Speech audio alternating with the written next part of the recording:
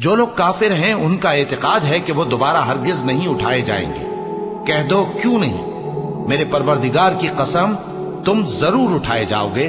پھر جو کام تم کرتے رہے ہو وہ تمہیں بتائے جائیں گے، اور یہ بات اللہ کو آسان ہے۔ تو اللہ پر اور اس کے رسول صلی اللہ علیہ وآلہ وسلم پر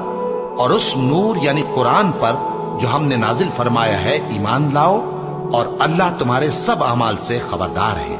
جس دن وہ تم کو اکٹھا کرے گا یعنی حشر کے دن، وہ نقصان اٹھانے کا دن ہے، اور جو شخص اللہ پر ایمان لائے اور نیک عمل کرے وہ اس سے اس کی برائیاں دور کر دے گا اور جنت کے باغوں میں جن کے نیچے نہریں بہ رہی ہیں داخل کرے گا، وہ ہمیشہ ہمیشہ ان میں رہیں گے،